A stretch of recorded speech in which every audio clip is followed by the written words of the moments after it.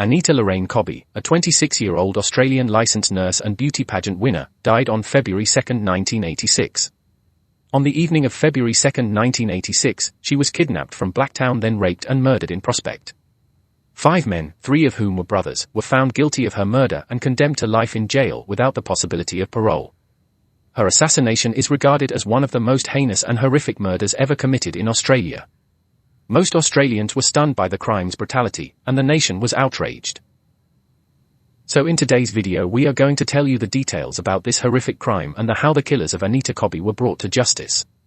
But first, subscribe to the channel and press the bell button to get more of these videos. If you like unusual, dark, and bizarre stories, you've come to the correct place, since that's all we do and we upload twice a week.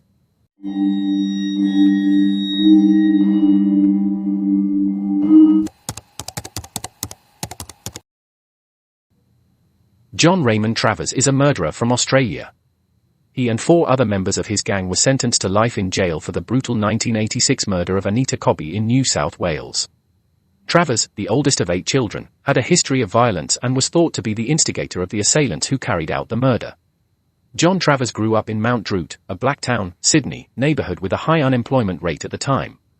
Travers' early years were tumultuous. He got busted using marijuana at the age of 13 and was an alcoholic by the age of 14. He was known for his intense aggression and was frequently seen with a knife. During his teenage years, he engaged in a series of other criminal crimes that were frequently admonished by local police and courts. His parents had very little, if any, control over him. Travers was expelled from high school in year 10 for disrupting other pupils on a regular basis. He had few jobs outside of school and opted to rely on unemployment benefits to supplement his income. His mother, who found him difficult to control, eventually committed him to Boys Town, a juvenile prison facility. In 1981, Travers' father Ken, with whom he had never had a close relationship, left the family, leaving Travers as the sole breadwinner.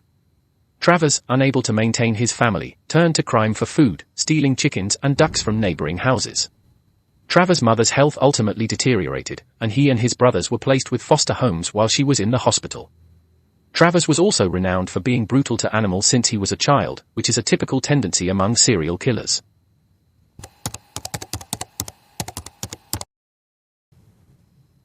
On November 2, 1959, Anita Lorraine Lynch was born. While pursuing her nursing degree, Anita met her future husband, John Cobby. On March 27, 1982, they tied the knot. The couple had split at the time of her murder, and Anita was living with her parents in Blacktown, New South Wales. On the day of her murder, Anita ended work at Sydney Hospital around 3 p.m. and went to supper with friends in Redfern, New South Wales, Redfern. She then took a train to Blacktown Station from Central Station. Aside from her assailants, she was only seen by 2 people after she exited the train, a young brother and sister who saw the abduction.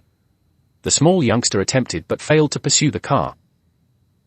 Around 10 p.m., Anita was strolling alone down Newton Road in Blacktown when a gang of 5 teenagers drove up behind her and stopped their stolen Holden Kingswood.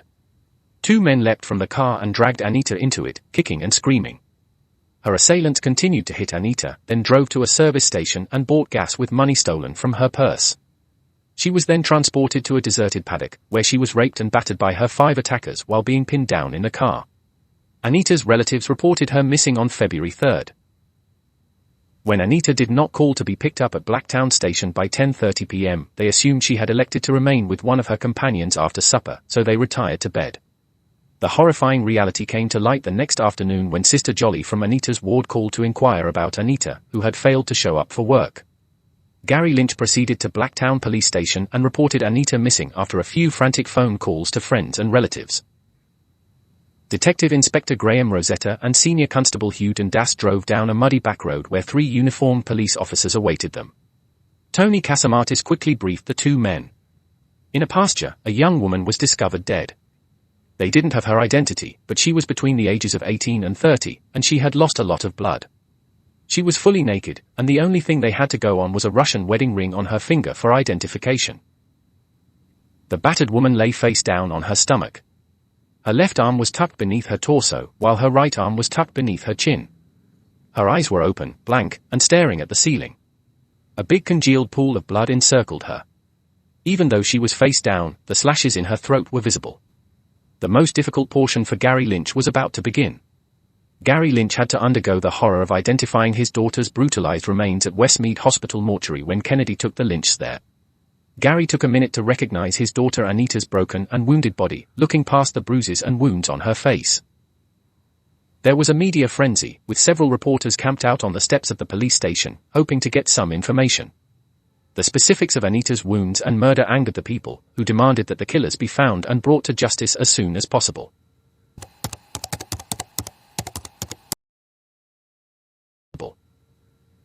On the night of Anita's disappearance, police reenacted her activities in the hopes of triggering the memories of travelers or others who may have witnessed her movements. Debbie Wallace, a constable, was dressed similarly to Anita and took the 9:12 p.m. train to Blacktown. During the ride, Constable Wallace traversed the length of the train, interviewing people and showing them images of Anita. Police began searching for John Travers, Michael Murdoch, and the Murphy brothers after receiving a tip about a stolen vehicle from a police informant. They discovered that some of them had a history of violence, and Travers had a reputation for carrying a knife. Travers and Murdoch were apprehended on February 21 at Travers' uncle's house, while Les Murphy was apprehended at Travers' residence. Murdoch and Murphy were arrested and charged with theft-related offenses before being released on police bail. Travers had offered contradictory accounts regarding the murder, although admitting to stealing a car. He was taken into arrest by the police. John Travers requested that a friend be called so that she could bring him cigarettes while he was in detention. This simple request proved to be his undoing, as the woman's phone number was given to the investigating officers, who called her. Despite her fear of Travers, she agreed to assist in the investigation and met with an officer, telling him of Travers' sadistic and violent past. Mrs. X approached Travers and told him about the crime, and he confessed to her. Mrs. X was brought back in with a recording device to talk to him, and she was able to get a confession on it. 5 persons were eventually apprehended and charged with the murder. Police were praised for their prompt action in apprehending all of the offenders. From the time of the murder to the time all suspects were apprehended, it had been 22 days.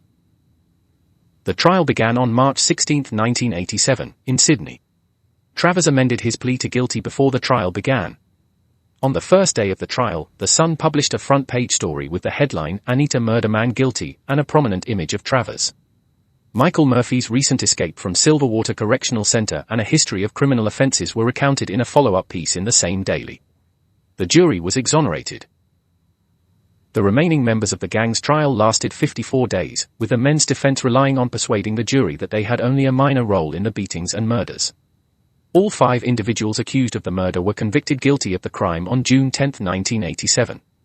All were condemned to life in prison, never to be released, in the Supreme Court of New South Wales on June 16, 1987. The incident was described by Justice Maxwell as one of the most heinous physical and sexual attacks ever committed. This was a cold-blooded, deliberate murder. The executive should extend the same level of compassion to their victim. Anita's parents founded the Victims of Homicide Support Group, a community-based organization that assists families dealing with horrible atrocities.